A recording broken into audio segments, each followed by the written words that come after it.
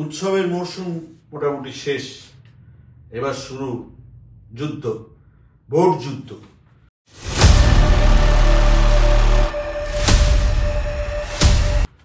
আগেই বলেছি যে যেই পুজোর মরশুম শেষ হয়ে যাবে তখনই কিন্তু পশ্চিমবঙ্গে নির্বাচনী দামামা বেজে উঠবে এবং সেটা বেজে উঠেছে। কিন্তু এই ভোট দামামার মধ্যে আমরা অশনি সংকেত দেখতে পাচ্ছি। এসআইআর এর নামে যে সমস্ত পরিকল্পনা নির্বাচন কমিশন করেছেন তার মধ্যে কোথাও একটা বিজেপির কোনো ষড়যন্ত্র, কেন্দ্রীয় সরকারের কোনো ষড়যন্ত্র থাকতে পারে, এরকম একটা সন্দেহ কিন্তু মানুষের মনে দানা বাঁধছে। দানা বাঁধার সঙ্গত কারণ আছে। আমাদের স্বাধীন দেশ, আমরা এত বছর মানুষ ভোট দিয়েছে, স্বাধীন দেশে বসবাস করেছে, কিন্তু হঠাৎ দেখা যাচ্ছে 1 বছরও হয়নি, হঠাৎ নির্বাচন কমিশন ভোটার তালিকা সংশোধনের নামে একটা এমন পরিকল্পনা করেছেন। বিহারে আমরা দেখেছি যে একটা বিরাট সংখ্যক ভোটার, যারা কিন্তু ভুয়ো ভোটার নন, তারা বাদ গিয়েছে। ঠিক সেই কাজটাই পশ্চিমবঙ্গে করার চেষ্টা হচ্ছে, এইরকম একটা অভিযোগ কিন্তু ভীষণভাবে উঠেছে। শুধু মুখ্যমন্ত্রী মমতা বন্দ্যোপাধ্যায় কিংবা তৃণমূল কংগ্রেসের সাধারণ সম্পাদক অভিষেক বন্দ্যোপাধ্যায় এই অভিযোগ করেননি, সাধারণ মানুষের মধ্য থেকে এই অভিযোগ উঠে আসছে। আমরা দেখেছি এই যে এসআইআরে তাদের নাগরিকত্ব বিপন্ন হবে, তাদের স্থায়ী বসবাসের যে ব্যবস্থা সেইটা অনিশ্চিত হবে, এইরকম একটা আতঙ্কে ইতিমধ্যে 2 জন আত্মহত্যা করেছে। পানিহাটির প্রদীপ কর এবং 95 বছরের ইলামবাজারে ক্ষিতীশ মজুমদার, তারা বলি হয়ে গেছে এই এসআইআর, এই নির্বাচন কমিশনের তরপানিতে। এবং দিনহাটা খৈরুল শেখ বিষ খেয়েছে, আপনারা সবাই জানেন, বহু চর্চিত সংবাদ।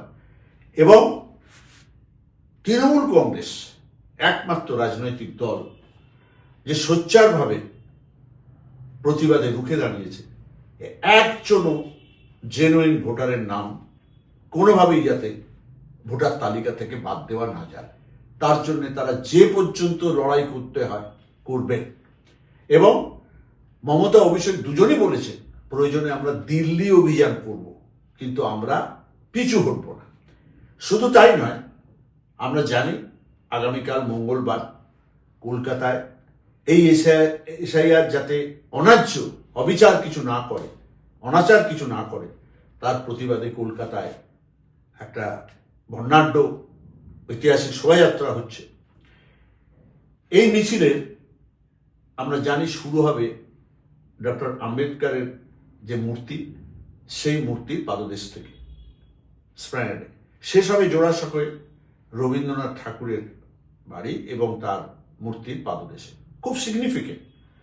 ডক্টর আম্বেদকর হচ্ছেন ভারতের স্বাধীন ভারতের সংবিধানের রচয়িতা এবং রবীন্দ্রনাথ হচ্ছেন শুধু বাঙালির নয়, সারা ভারতবাসীর একজন গর্বের মানুষ, বিশ্বকবি। আমাদের সকলেই জানি যে তিনি বাংলা ভাষাকে একটা আন্তর্জাতিক স্বীকৃতি জায়গায় তৈরি করে দিয়ে গেছে। কিন্তু তার চেয়ে এই যে শুধু মিছিল মিটিং নয়, আমরা দেখেছি গত শুক্রবার 18,000 তৃণমূলের সর্বস্তরের নেতা মন্ত্রী কর্মীদের নিয়ে বৈঠক হয়েছে এবং সেই বৈঠকটা করেছেন অভিষেক বন্দ্যোপাধ্যায়। তিনি পরিষ্কার গাইডলাইন দিয়েছেন দলের ওপর থেকে নিচের তলা নেতৃত্বকে যে কিভাবে এই এসআইআর এর যে কাজগুলোকে তদারকি করতে হবে, নজরদারি করতে হবে।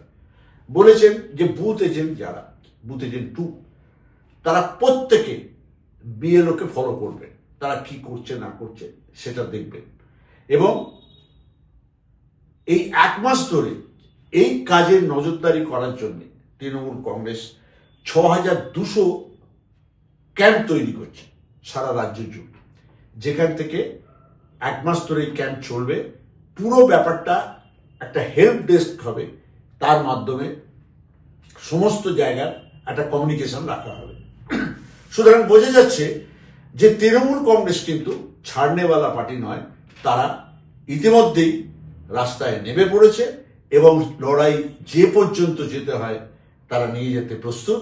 এটা স্বয়ং দলনেত্রী মমতা বন্দ্যোপাধ্যায় এবং অভিষেক বন্দ্যোপাধ্যায় জানিয়ে দিয়েছে।